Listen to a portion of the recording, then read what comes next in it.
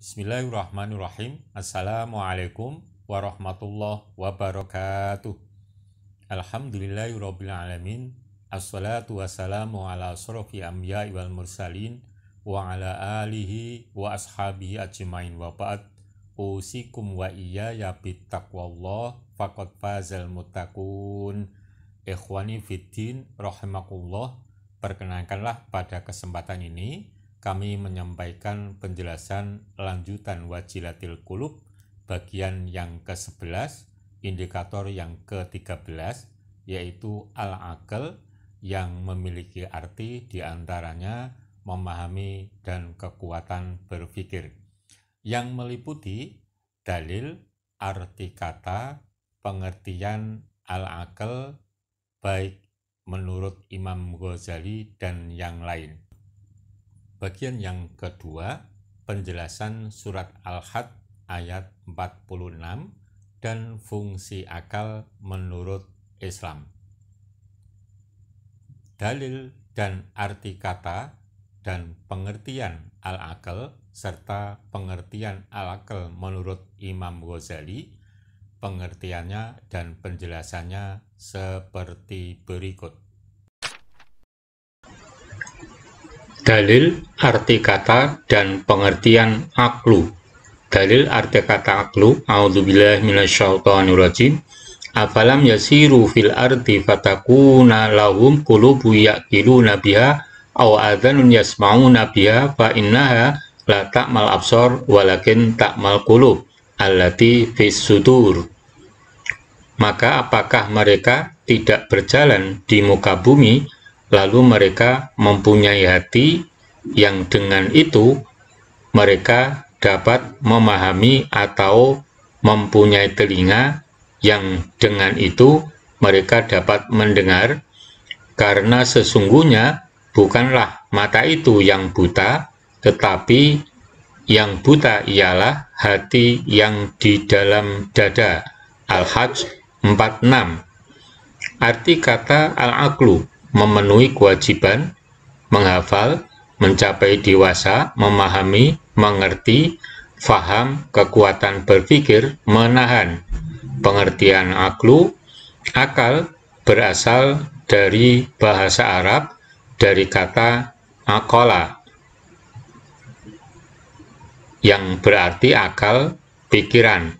Dalam bahasa Indonesia, akal berarti alat berpikir, daya pikir untuk mengerti, pikiran, ingatan. Akal juga berarti daya pikir untuk memahami sesuatu. Pengertian aqlu menurut Imam Al-Ghazali. 1. Akal adalah alat yang membedakan manusia dengan binatang dan merupakan potensi yang dapat menerima dan memahami pengetahuan-pengetahuan yang berdasarkan pemikiran, dan akal mampu menghasilkan produk-produk pemikiran yang canggih.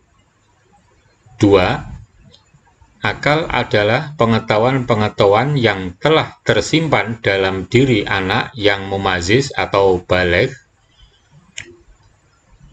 seperti tentang kemungkinan terjadinya segala sesuatu yang mungkin terjadi dan kemustahilan terjadinya. 3. Akal adalah pengetahuan-pengetahuan yang diperoleh dari pengalaman-pengalaman tentang berbagai peristiwa dalam perjalanan hidup. Orang yang pikirannya tajam karena telah diasah oleh berbagai pengalaman hidup dan memiliki wawasan luas, biasanya disebut akil, orang berakal. 4. Akal telah menguat dalam diri manusia sehingga ia mampu memperhitungkan akibat-akibat yang akan timbul dari segala sesuatunya dan mampu menundukkan serta mengalahkan hawa nafsu yang mengajak kepada kesenangan yang segera, maka ketika itu ia disebut orang berakal. Ikhwani fiddin rahimakumullah, demikian tadi penjelasan tentang dalil, arti kata, pengertian al-aql, yaitu sebagai muslim sejati harus mampu menggunakan akal sehatnya untuk mampu memahami Al-Quran dan mampu membedakan antara yang hak dengan yang batil, menerima semua yang dari Allah dengan melaksanakan perintah-perintahnya dan menjauhi larang-larangannya, dan tidak menjadikan diri kita menjadi seperti hewan yang tidak mengenal halal dan haram. Untuk selanjutnya, surat Al-Had ayat 46 dan fungsi akal menurut Islam, penjelasannya seperti berikut.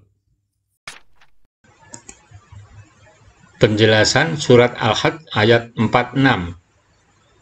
Afalam yasiru fil ardi fayushaidu hadil qura fayata'adhu wa yuhadziru iqaballahi an yunzila bihim kama nazala biman qablahum, sehingga mereka bisa menyaksikan suatu kampung, lalu bisa mengambil pelajaran dan merasa takut kepada siksa Allah akan menimpanya sebagaimana yang telah menimpa orang-orang sebelum mereka. Fatakuna lahum qulubu yaqiluna biha aw adanu yasma'una biha. Adhafal aqla ila qalb li'annahu mahalluhu kama anas sam'a mahallul udhun. Wa qad qila innal aqla mahalluhu dimag. Akal disandarkan ke hati karena hati tempatnya akal, dan juga akal tempat di otak. Fa innaha la ta'mal absar walakin ta'mal qulub allati fis sudur ay an darkil haqqi wal i'tibar ay amman kana fi hadhihi a'ma bi qalbihi anil islam fa huwa fil akhirati finnar. Tidak bisa mengambil kebenaran dan pelajaran. Juga siapa saja yang hatinya buta terhadap Islam, tidak mau tahu tentang Islam, pasti dia di akhirat di neraka.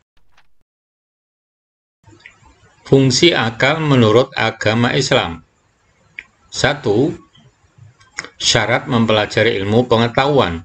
Kadzalika yubayyinullahu lakum ayatihi la'allakum ta'qilun.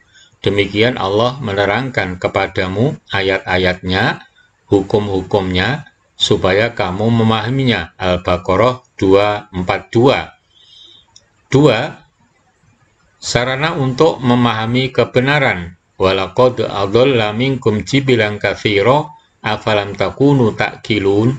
Sesungguhnya syaitan itu telah menyesatkan sebagian besar di antaramu, maka apakah kamu tidak memikirkan? Yasin 62. 3.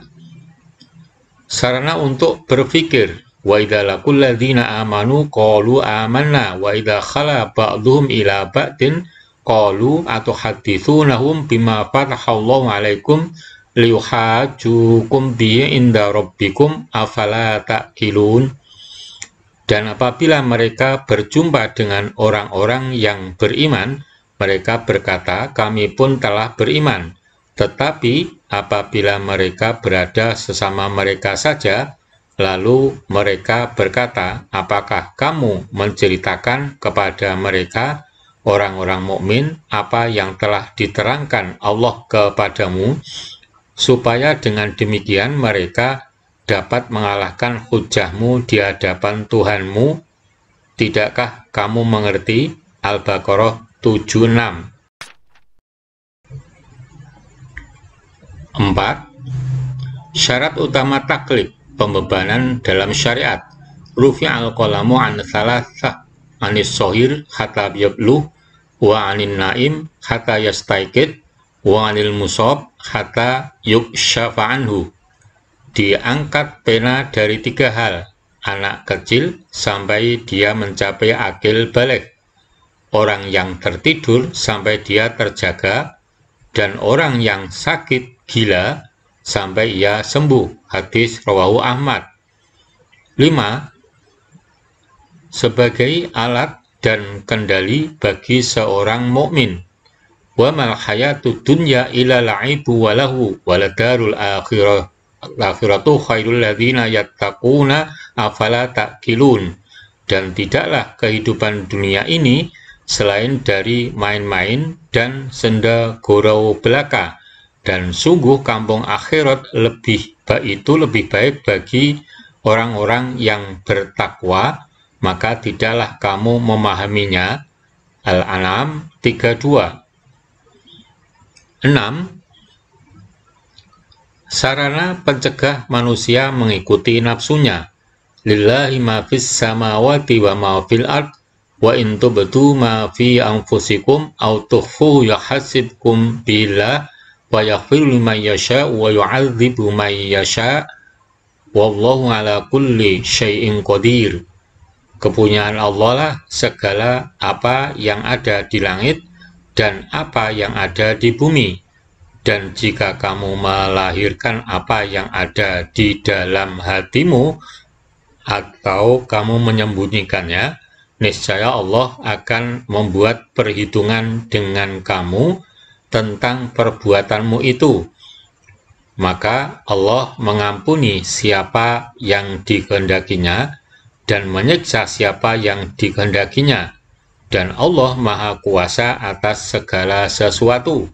Al-Baqarah 284. Ikhwani fiddin rahimakumullah, demikian tadi penjelasan kami indikator yang ke-13, yaitu al-aql, yang diantara maknanya adalah memahami dan kekuatan berpikir.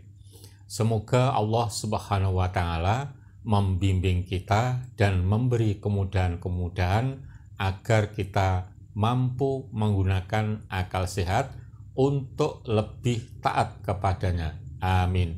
Billahi taufik wal hidayah. Assalamualaikum warahmatullahi wabarakatuh.